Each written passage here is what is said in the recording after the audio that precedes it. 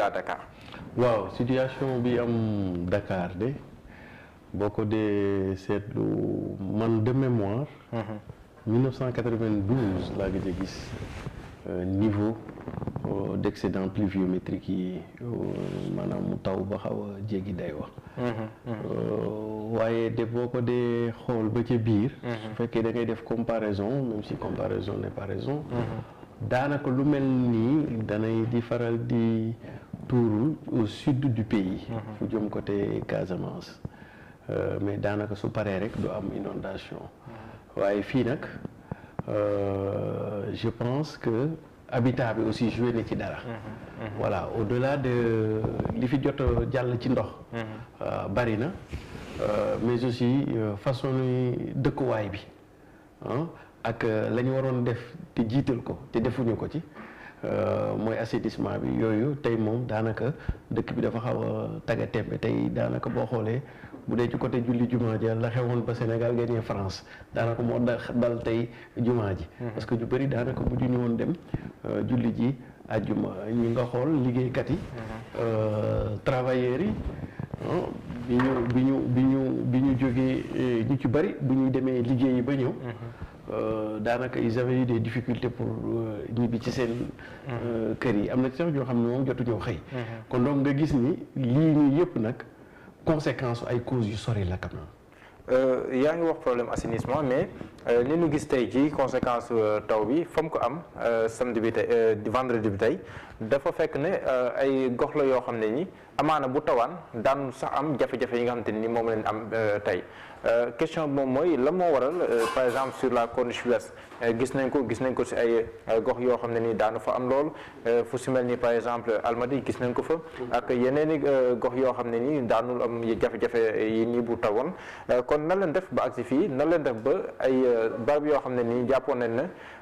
lu am assainissement bu baax la waaye mujj tàbbi si li nga xamante ni moom moo am tey jii ndax dañ ko expliquer par les fortes pluies wala ndax dafay nekk benn situation boo xam ne nii situation exceptionnelle boo xam ne ni mën na am yeneen jeexital ñoom ñoo si am lu si mel ni le dérèglement climatique ak yeneen mbir yoo xam ne ni amaana mën na see am loolu yëpp tamit laaj na taxaw seetlu ak ki nga xam te ni moom mooy Siré Sy nekk si plateau bi waaye tam ñuy xaarandi ma leen koy fàttali Cheikh Ousmane Touré mi nga xam ne ni mi ngi si yoon bi donc Siré loolu nekkoon question bi seetlu bi moom mooy fa daanul am jafe-jafe yi moom moo am bi yoon waaw léegi nag ci li ma yaakaar bu ma juumul il faut que ñu def ko par cas parce que bu njëkk ba ay la yéwén bu mësaan demee nii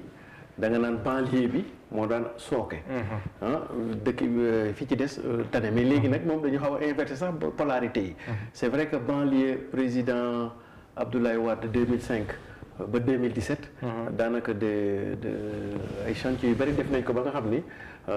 tane na ci yu bëri maintenant bu dee Dakar fii bu ñuy wax le Grand Dakar dama jàpp ni yaa ñaari affaire ba ñetti affaire moo waral lii lépp bi njëkk mooy dafa am ay zones yoo xam ni nit ñi dañ fa songu dëkkin bu am doole te assaiниruñu ko plateau kii bi ngay wax ni Almadies bi ngay wax noonu ci la bokk boo xoolee même ginnaaw aéroport nit ñaa ngi fay songu di dëkk nga gis tamit ay côté Foire nit ñaa ngi fay song di dëkk te ma yaakaar ni dañ fi waroon a def assainissement d'abord balaa ñuy dëkk bu nit ñi xësee ba dëkk assainissement dafay xaw a compliqué première chose deuxième chose mooy su ngeen xoolee Dakar ni ñu ko configuré woon le plan majeur d'assainissement bu Dakar c'était dans les années 60 ba années 70 le plan majeur mooy ci diggante bi dëkk bi màgg na màgg boo xam ni comme Dakar day màgg en hauteur diamètre les tuyaux de canalisation yi fi amoon attanatul fluide bi mu daan jot xam nga tey jii ma jox la ko ci misaal boo demoon par exemple Dakar Sicap Jëppal ak yooyu ay jamono du woon étage rez-de-chaussée la kër yëpp ñoo tolloo woon léegi nag le plan d'assainissement Sénégal boobu daanaka étage yi da nga koy compter jëlal benn gox bu mel ni Point E à l'époque rarement ngay gis R+1 daanaka kër yëpp ñoo maase woon ou le maximum R+1 lay nekk du dal R+2 donc dimensionnement yi ñu dimensionné woon tuyauterie yi ak plan d'assainissement yi tey boo duggee Point E da ngay gis ay R+10 R+5 R+7 donc da ngay gis ni en termes de diamètre le volume d'eau bii ñëw suñu système de canalisation classique bi fi amoon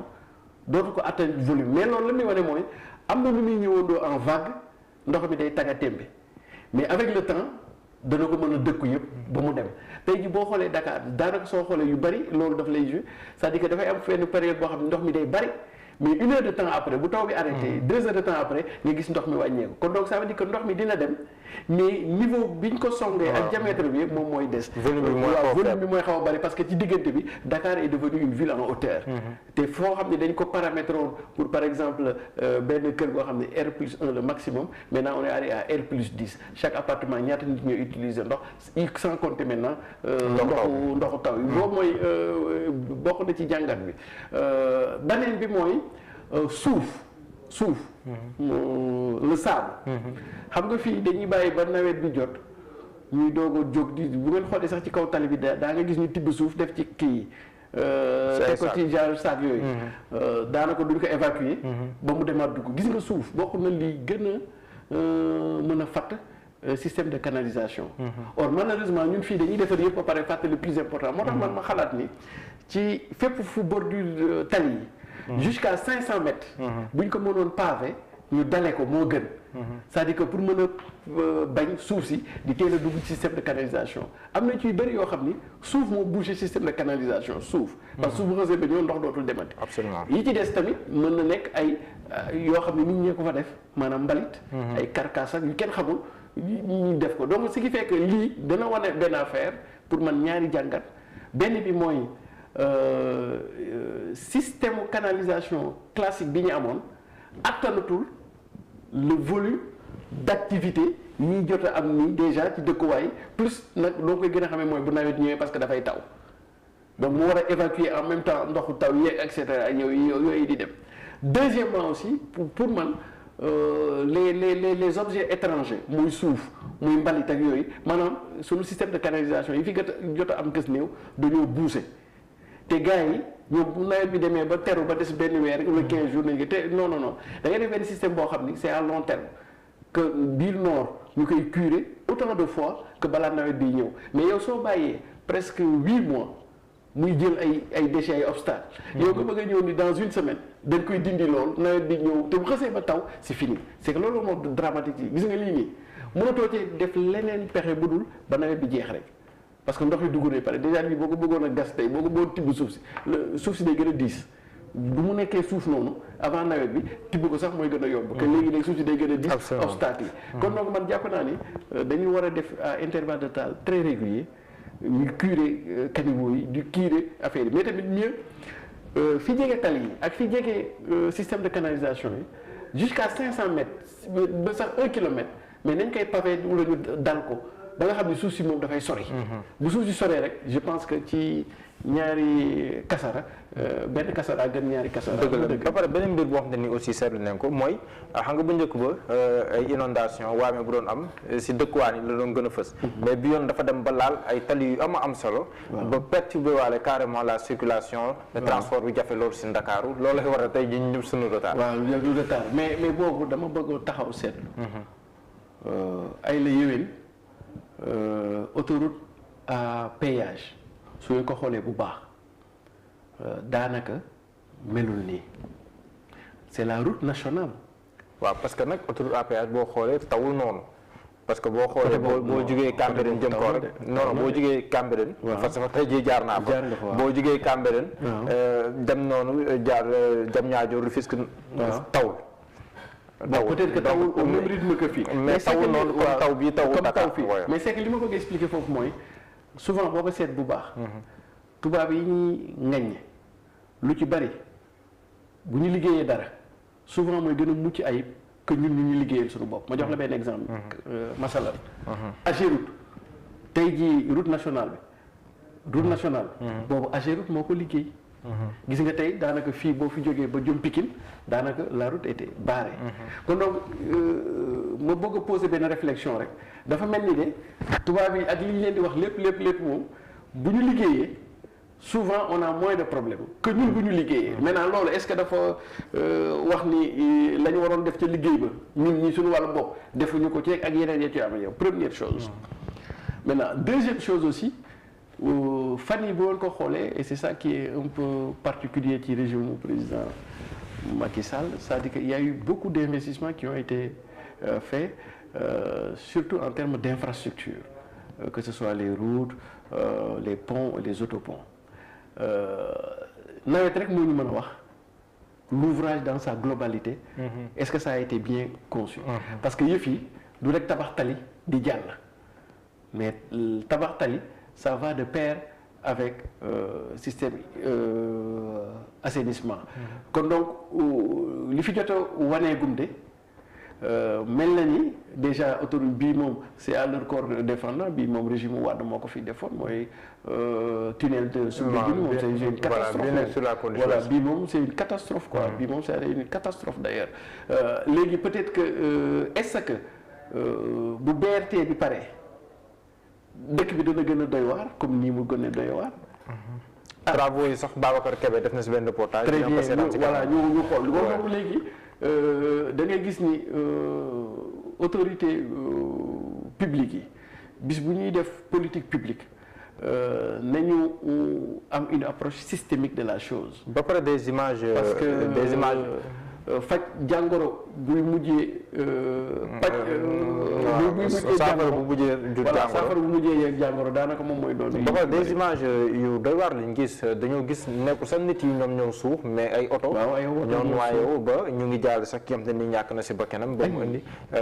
mu indi aussi ay réaction ñu gis notamment la réaction du ministre de l'intérieur. loolu tamit. si situation yi koo xam ne da doon dawal otom ba faf ndeysaan oto bi suux mënut woon génn mu ñàkk fa ba kanam mu la fa buñ ko mënee waxee noonu kon day wone gravité situation bi. absolument te sëñ Mohamed dinaa la wax tey lan mooy sunu différence ak nasaraan. pour ñu mës a dund ci dëkk nasaraan yi gis nga nasaraan bu jiyee amee.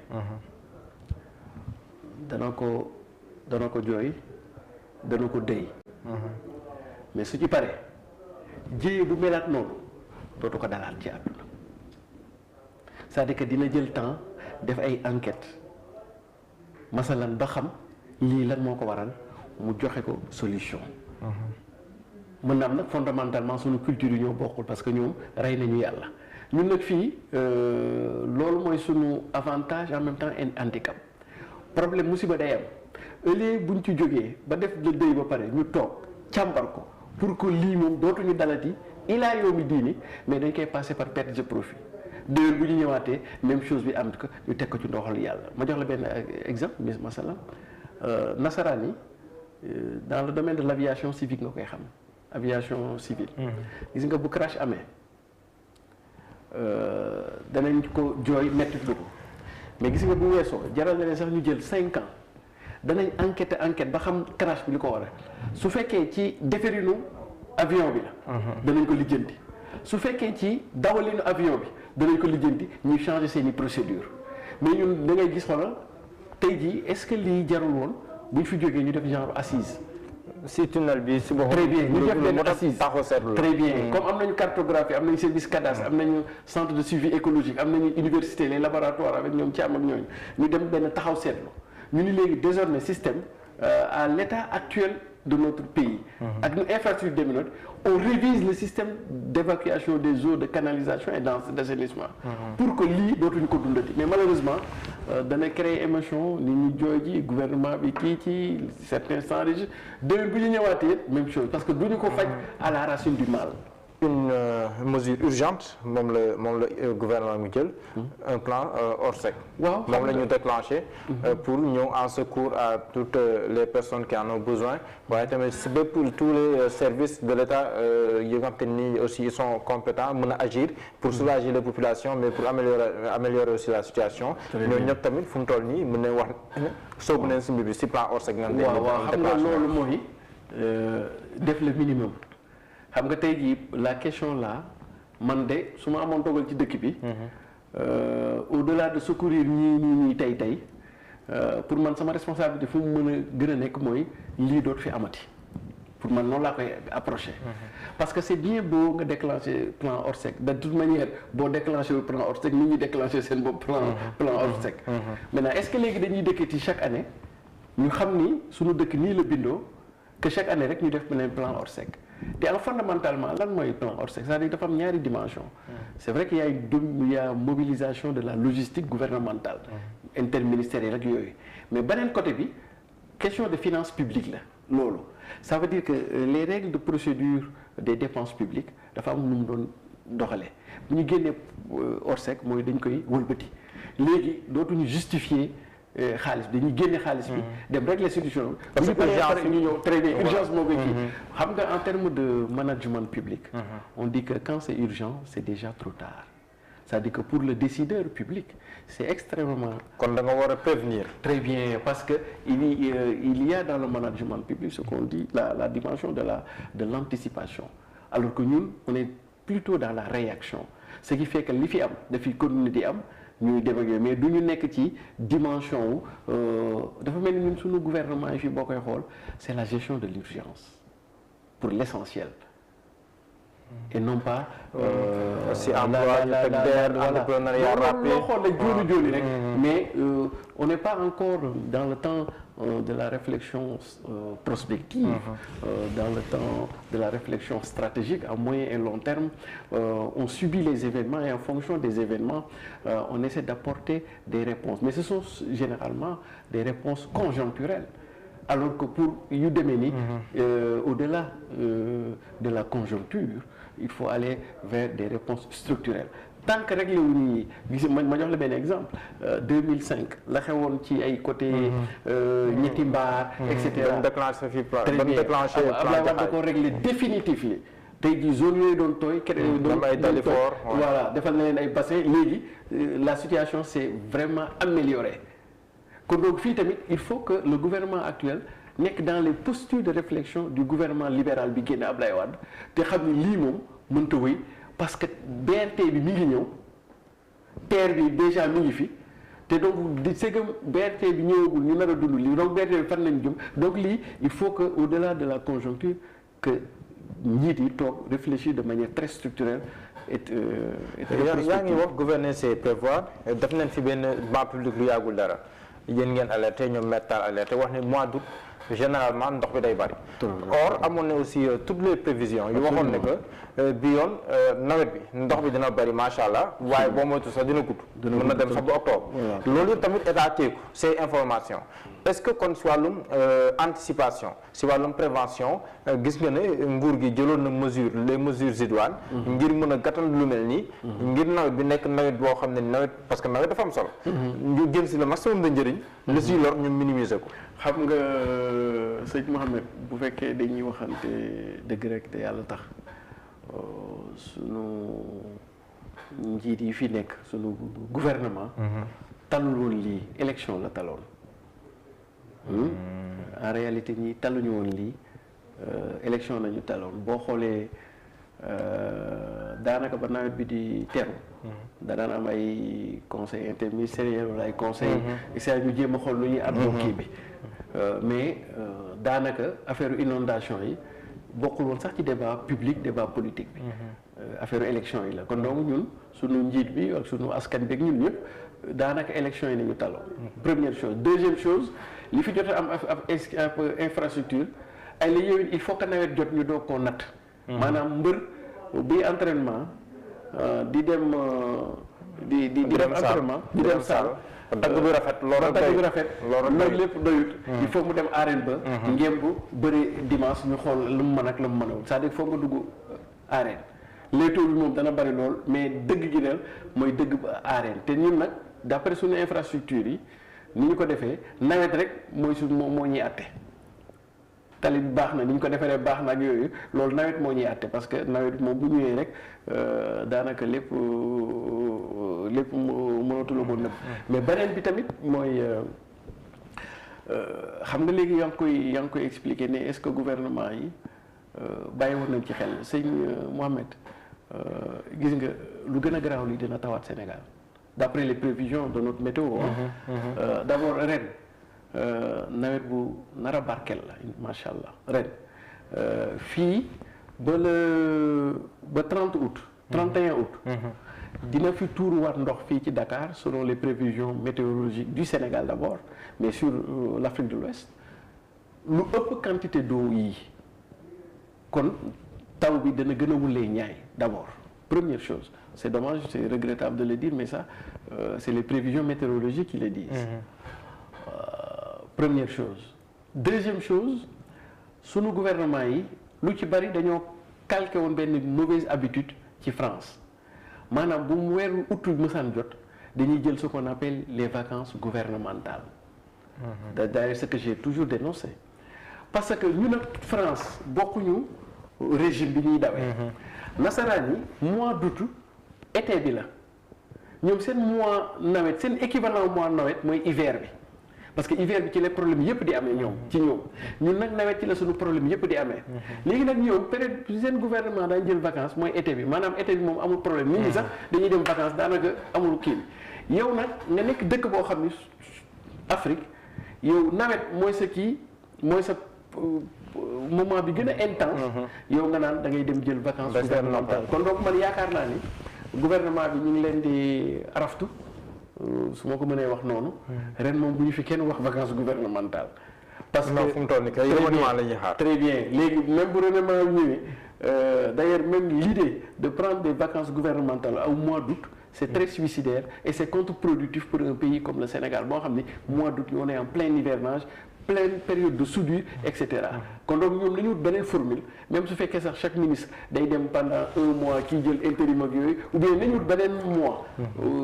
pas la rentrée des classes pas nawet parce que c'est les moments les plus yi gën a daas mais lii lépp da lay expliquer ne Mohamed boo ko xoolee ba ci biir les questions de développement fondamentalement les questions liées à l'environnement disons même au développement durable à l'écologie disons à la vie tout court disons-le comme ça sont très loin des préoccupations dans nos politiques publiques. Il m'a semblé que c'est la chose politique, disons-le comme ça, la chose électoraliste, la conquête du pouvoir politique, du pouvoir d'État qui reste le moteur emblématique de ce qui rythme un peu la vie de nos dirigeants et que les questions de développement pratiquement ou d'environnement sont reléguées au second plan. Député yi ñu élire tout récemment Dakar gisaguñu seen réaction maa ngi gis sax Birahim Seck di leen interpellé yow ndax loo mën a comprendre ndax mën nga jàpp ne da leen fal yàggul jëlaguñu fonction moo tax wala ndax mën na am danoo jàpp ne rek liggéey tàmbaleegul nan nga waaw non mais xam nga dans une république de marché Colobane fu la neex duggee fu la neex affaire yi dafa am ay procédures n'est-ce pas donc il va falloir que ñoom ñu tàmbali seen liggéey ce qu'on appelle la rentrée parlementaire je pense que c'est au mois d'octobre quelque chose comme ça te d'ailleurs sax am na lu leen di xaar mooy le vote du budget déjà le marathon budgétaire mi ngi leen di xaar mais fi mu toll nii njiit yu bees yi assemblée bu bees bi du ñoom ñoo war a toppatoo lii de assemblée bi fi nekk nii moom moo koy war a toppatoo ba mu jeex parce que il y a le principe de la continuité vacances mënta am kon donc ba keroog ñii di jël fonction ñi fi nekk nii te war a génn ñoom ñoo war a gérer le gouvernement très bien donc ils ont la plénitude de leurs prérogatives donc ñoom ñoo war a dawal ba pare beneen mbir boo xam te ne nii assemblée nationale bi weesu defoon na si liggéey muy le plan décennal de lutte contre les inondations amoon na benn mission d'information bu si amoon Théodore Monteil sax moo nekkoon le rapporteur ñu càmbar ko waaye ndax buñ la waxee milliards yan si def plus de 700 milliards ak càmbar ban ko defoon lu jàpp ne bëri na loo xam ne nii effectivement jur na ay njëriñ ñu gis Dakar nekk situation bi te nekkul n'importe où dans Dakar foo xam ne nii amoon problème bi comme ni nga ko amee tey tout à fait nan lañ koy gisee waaw loolu de moom pour man ça a été une catastrophe déjà mel na ni te député yi dañoo ci sama gis-gis je peux me tromper aussi dañoo defoon rapport bi pour peut-être sang régime bi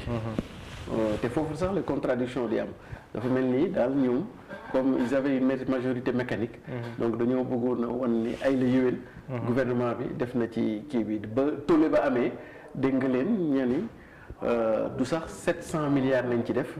waaye 500 milliards nañ ci def. ba coow lu bari dëgg-dëgg. ba ñeen ñi sax ña ngay dem ba naan ëpp na 700 milliards ñu ngi ci 750 ba 780 milliards. waaye ñoom ñu ni loolu budget bi la woon waaye lañ ca dugal dëgg-dëgg. ma nga toll ci 500 milliards mais l'un comme dans l'autre luñ ci mën a jàpp ni daal jàpp naa ni même 500 milliards boo ko dugalee ci assainissement. yaakaar naa ni mënoon nañoo dund leneen lu gën lii ñuy dund nii est-ce que xaalis bi yëpp ñu ko wax ci assainissement bi dañ fa jóge ma rappelé leen rek mooy la ma la doon wax keroog lekkukaayu xaalis boo xam ne moo gën a disons légal entre guillemets par maanaam du joxe trace bokk na ci affaire inondation xam nga tey jii ma jox la benn misaal bu ñu développé Orsec rek mooy on inverse les procédures xam nga yow par exemple dépense publique dafa am ay procédures. waaw léegi nag yow dañ naan xaalis baa ngi nii demal dépenser après boo ñëwee nga justifier parce que c'est urgent. c'est urgent mais xam nga ni fii yow pièce boo bëgg. mën nga ko justifier dépense jox nañ la xaalis donc est-ce que mi ngi noonu daal. l'évaluation et d'ailleurs foofu nañ leen doon xaaree waaw loolu sax foofu nañ doon xaaree référendum bu 2016 bi. voilà l'évaluation des politiques publiques. En réalité il ne s'agit pas de dire. À mon avis, il ne s'agit pas pour l'Assemblée nationale de dire que l'argent a été dépensé. Mais il s'agit, selon moi, pour l'Assemblée nationale, de voir est-ce que l'argent a été dépensé de manière efficace ou bien, deuxièmement, est-ce que l'argent a été dépensé de manière efficiente. Pour moi, c'est les grilles d'analyse de l'efficacité de la dépense publique et de l'efficience de la dépense publique que nous pouvons voir que cette fonction classique des finances publiques, les charges sont là, il faut les dépenser. L'argent est là, il faut le bousiller, quoi. Donc, pour moi, nous faut nous rater. Donc, la logique du direct dépenser les xaalis. Mais nan nañ ko dépenser ak fan nañ ko def. Est-ce qu'on aurait pu, etc. Pour moi, c'est ça qu'on appelle les niveaux de l'évaluation des politiques publiques. Mais du génn rek ne voilà def nañ ci temps. Mais nees na ci defee parce que olof day faral di wax ni bëri cere xam nooy siimee du ko gën. defe na séeréer yi mën nañ jàpp ne nawet bu barkelee war ne mën a am dugub bëri. mën a def cere bu bëri. waaw mais loolu tam beneen wàll si nawet boobu. waaw bëri na mais xam nga par exemple su ma bëgg a wax foofu mooy bëri cere mën a siim da koo gën. waaw non comment naa man léegi maa ngi si nawet bu barkeel. jeexital yu mu mën a am si suñu mbay. waaw loolu tamit duñ ko boole si analyse bi. mais lu am solo la.